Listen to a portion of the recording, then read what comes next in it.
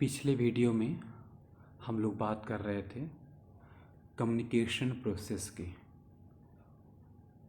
उसमें हम लोगों ने बात कर लिया था कि सोर्स ऑफ कम्युनिकेशन से क्या तात्पर्य है, इनकोडिंग क्या है।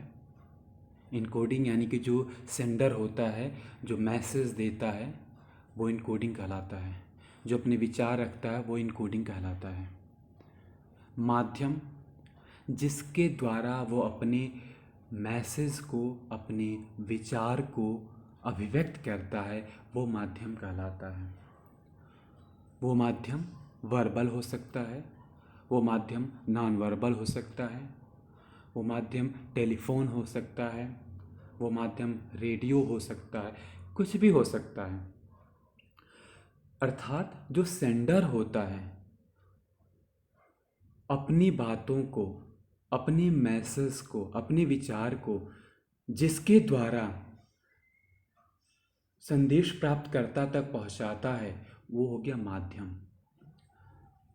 तो संदेश प्राप्तकर्ता तक पहुंचने से पहले डिकोडिंग एक उसका पद होता है, यानी कि कम्युनिकेशन प्रोसेस का चौथा पद है डिकोडिंग। डिकोडिंग क्या है? डिकोडिंग है बेसिकली जो संदेश प्राप्त करता है वो जब सुनता है, अर्थात जो मैसेज सेंडर ने उसके लिए भेजा है, प्रेषक ने उसके लिए भेजा है, उसको समझने के लिए, उसको उसका कहा जाए कि ग्रहण करने के लिए उसको अनुवाद करता है या उसको समझने का प्रयास करता है, वो डिकोडिंग है। कि अगर मैं आपसे अगर यहाँ पे उस भाषा में बात करने लगूँ जो समझ नहीं आ रहा, हम फ्रेंच में बात करने लगे जो आपको फ्रेंच नहीं आती है, तो वो डिकोडिंग नहीं हो पाया वो। तो जो उसको डिकोड, जो उसको जो सेंडर ने जो मैसेज भेजा है उसको जो वो डिकोड करता है, यानी जो अपने शब्दों में उसको समझता है, तो वो हो गया डिकोडिंग। और फिर होता है रिसीवर, तब जाके वो रिसीवर के पास आ जाता है, वो उसको मैसेज को सुन लेता है। तो पांचवा पद हो जाता है कम्युनिकेशन प्रोसेस का संदेश प्राप्तकर्ता। तो जो संदेश प्राप्तकर्ता को जो वो मैसेज उसका मिल जाता है जिसने भेजा है, उसके बाद क्या होता है, वो फीडबैक देता है। हाँ, वो कहता है कि ठीक है, हाँ मैं आप समझ गया, आपकी बात समझ गया, आप क्या कहना चाह रहे हैं वो। या वो कहता है कि मैं नहीं समझ पाया हूँ, तो वो फीडबैक फिर कहाँ जाता है? फिर वो फीडबैक जाता है जो सेंडर है वो। यानी कि अगर हम आसान शब्दों में कहें कम्युनिकेशन प्रोसेस को, तो हम एक कक्षा में जो शिक्षक बात कहता है वो हो गया सोर्स ऑफ कम्युनिकेशन, सेंडर हो गया वो अपनी बातों को, अपने विचार को वहाँ कोई विषय पढ़ाने जा रहा है उसको कहता है, वो उसका मैसेज हो गया वो अगर मौखिक रूप से कहता है, अगर वो लिख कर करता है, या जैसे मैं आज भेज रहा, रिकॉर्ड करके भेज रहा है वो, तो वो मीडियम हो गया वो। और डिकोडिंग जो आपको जाने से, आपको जो समझते हैं वो समझने से पहले इसको आप डिकोड करते हैं, यानी कि उसको अपने शब्द, अपने कहा जाए कि अपने शब्दों में उसको समझने का प्रयास करते हैं, अपने ज्ञान से उसको मिलाते हैं कि हाँ क्या है कम्युनिकेशन, तो उसको डिकोड करते हैं, आप उसको कहते हैं डिकोडिंग करना वो। और फिर मैसेज आपके पास पहुँच, आप उस बात को समझ जाते हैं, तो समझ जाता है बच्चा कक्षा में, फिर कहता है कि हाँ सर मुझे समझ में आ गया वो। या नहीं समझ में आता है तो वो फीडबैक देता है कि सर ये समझ नहीं आया कि आप क्या करें, सर एक बार प्लीज़ दोबारा बता दीजिए, तो वो हो गया फीडबैक। तो ये प्रोसेस है, यही कम्युनिकेशन का प्रोसेस है वो।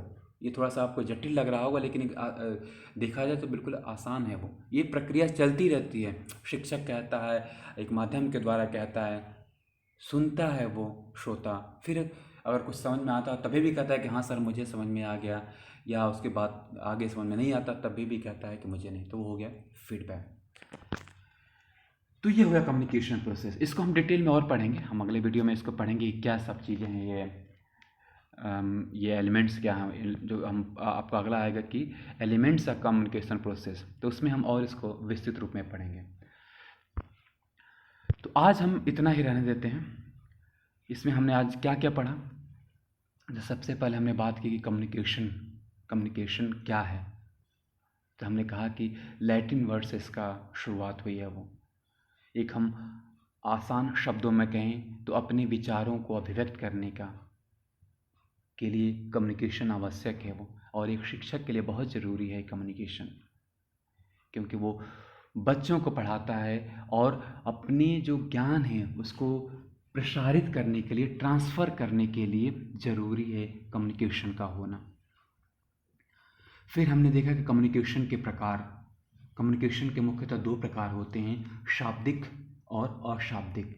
अगर इंग्लिश में कहें तो verbal communication and non verbal communication. इसमें हमने अलग अलग बात की कि कौन से वर्बल कम्युनिकेशन है और कौन से नॉन वर्बल कम्युनिकेशन है।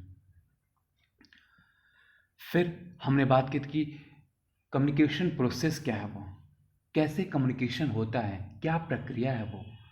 तो कम्युनिकेशन प्रोसेस में कुछ स्टेप्स होते हैं, वो स्टेप्स के द्वारा ही कम्युनिकेशन होता है। वो स्टेप्स क्या होते हैं, वो पहला होता है कि सेंडर, फिर होता है उसके बाद उसको इनकोडिंग, फिर मीडियम, फिर डिकोडिंग, फिर रिसीवर एंड देन फीडबैक।